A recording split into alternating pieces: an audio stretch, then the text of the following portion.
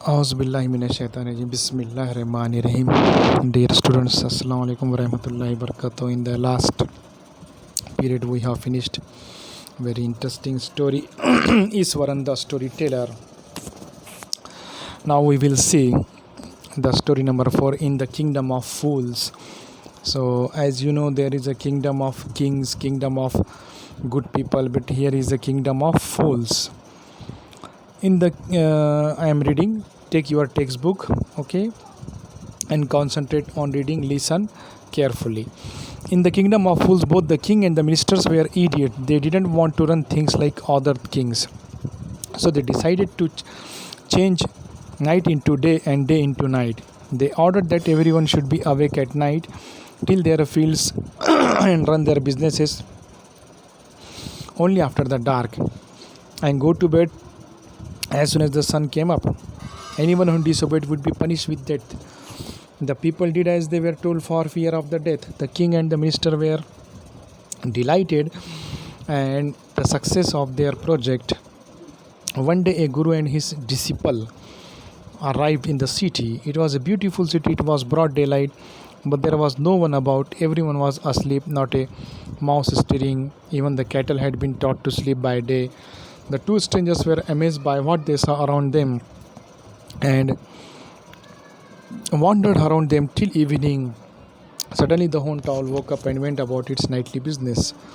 As you know, as the title suggests, in the kingdom of fools, where we find here two idiot minister and king. Both of them were idiots, the foolish mongers, and what they have decided, they don't want to run the kingdom like others. How do others run? In the day, the business is being done, all the administration, business, all the businesses and all the field, everything is done in the daytime, and in the night everybody takes the rest. But they have reversed the order.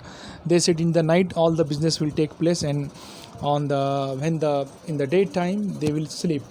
They will begin to work in the night, evening, and they will work till the sun rises. As soon as sun rises, everybody will go to home and sleep. So, and people were following because there was no option.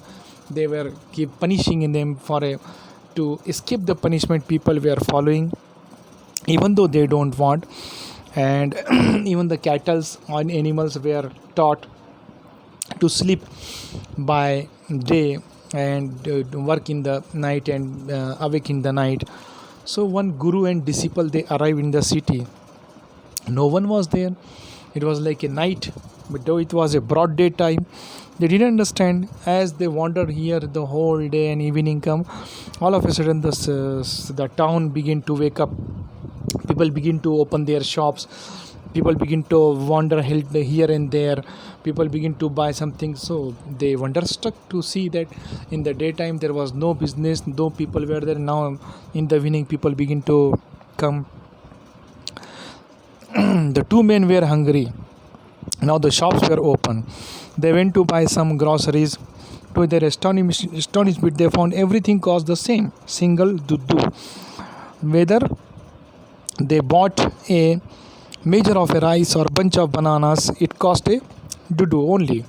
The guru and his disciple were delighted. They had never heard of anything like this. They could buy all the food they wanted for a rupee.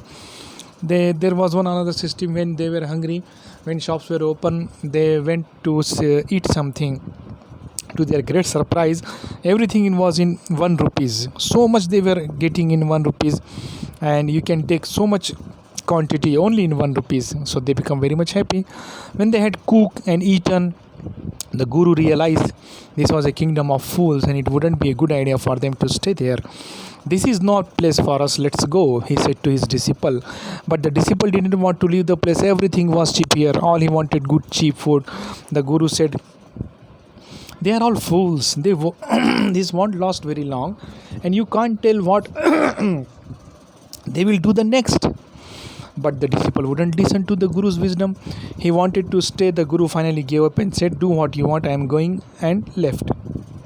The disciple stayed on, ate his fill every day, banana, ghee, rice, wheat, and grew fat like a street side scared sacred bull.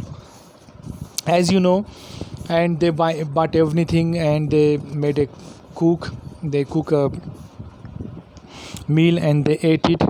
Then Guru realized that this is not the fool's kingdom, and he said that, now see, we will not live here, we will leave this place.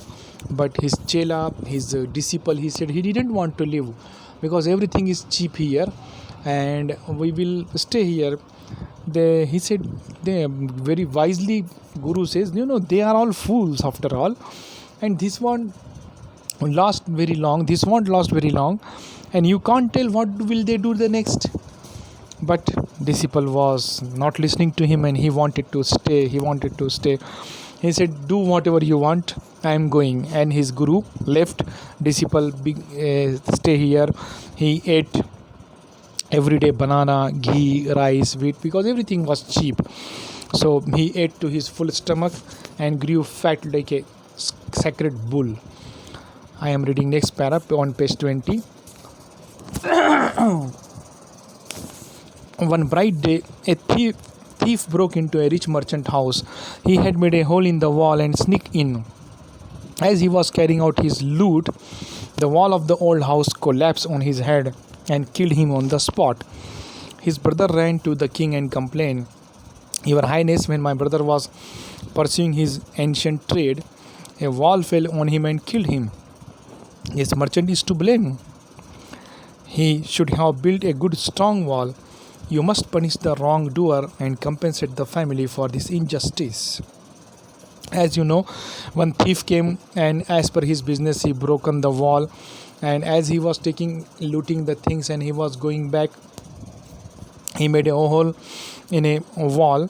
But when he was carrying the thing, the wall collapsed on his head and the thief died on the spot. The brother of the thief complained to the king that the merchant is to be blamed because he didn't build the strong wall. Had he built the strong wall, my brother could have easily run away. He could have been saved. So blame should be given to this particular house owner, merchant, who is a house owner. He didn't bring the strong wall. That is why he should be severely punished. What the king said? The king said, justice will be done. Don't worry. At once summoned the owner of the house. He called owner of the house. When the merchant arrived, king questioned him, What's your name? Such and such, Your Highness. Were you at home when the dead man burgled your house?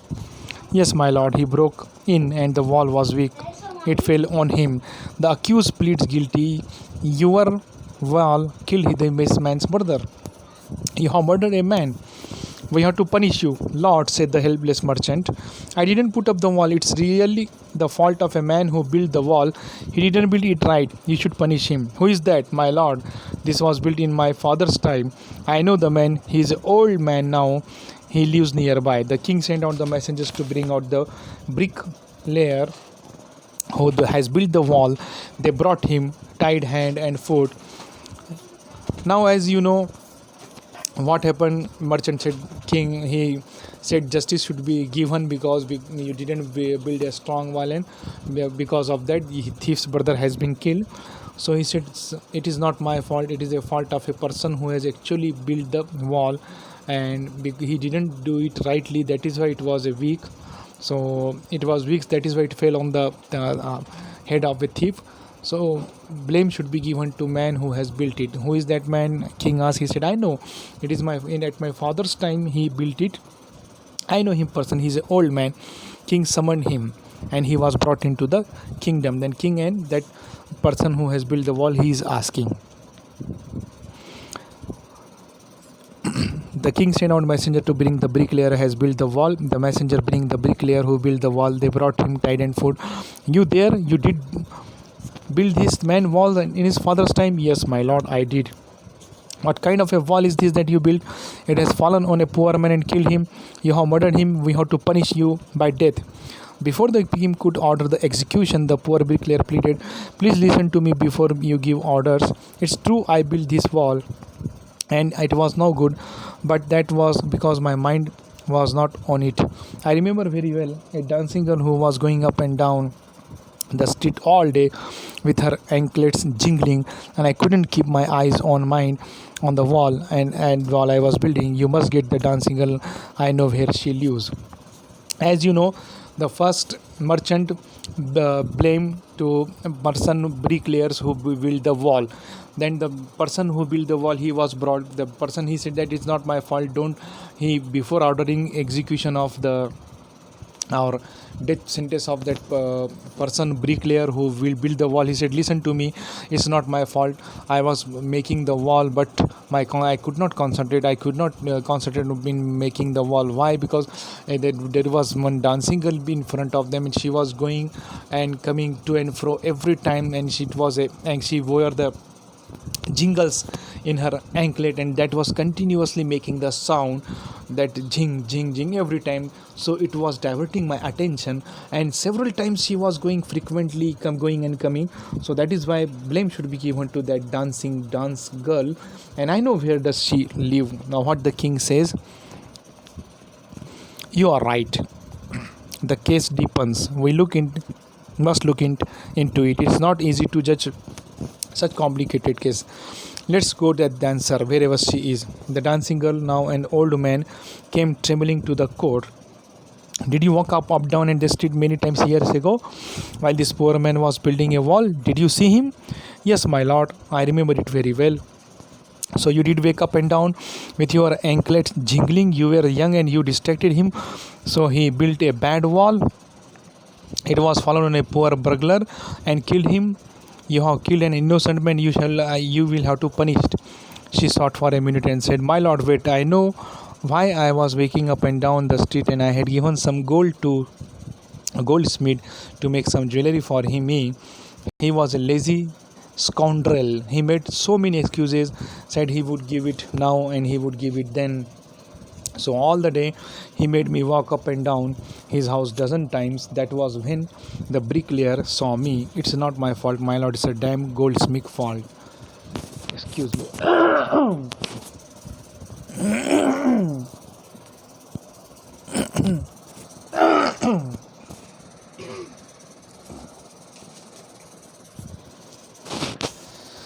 He said that lady was brought who was trembling with fear. She became old now.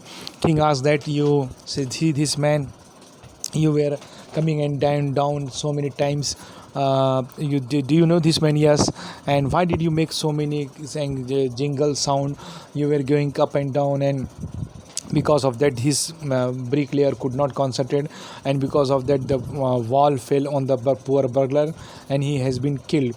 So you should be executed, you should be killed, you have murdered. So she said, remember, I tell you what was the reason behind it. Actually fault goes to not me but the goldsmith. I have ordered him to make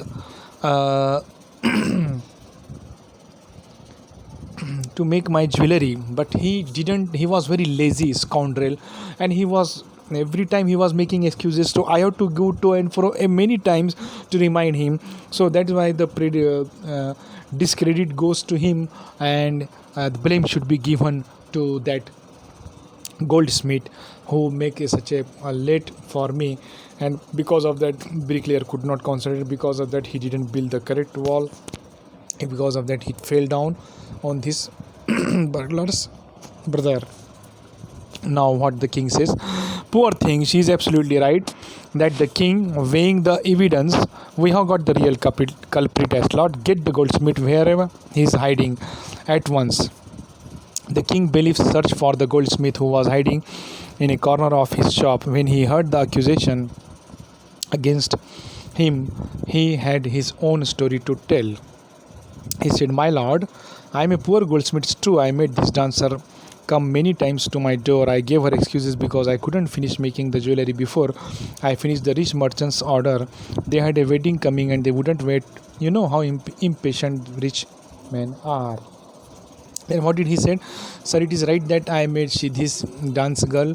I didn't make her in time, but because what happened, the real culprit is that one rich man was coming and he was very impatient. So he ordered me uh, they were in a hurry, so I could not execute the order of this woman. That is why she was coming, and these rich people are very impatient. He was pressurizing me. That is why I was concentrating on him. I could not make these girls. That is why she was coming, and that make all the that should be blamed for collapsing of the wall that has killed the poor burglar. Who is the rich merchant who kept you from finishing this poor woman's jewelry? Made her walk up and down, which distracted the bricklayer, which made a man of his wall, which has now fallen on an innocent man and killed him. Can you name him? So we will stop here. On the second part I will explain. In meantime, questions will be given. Listen to this and answer the questions and send it on my personal number. Jazakallah.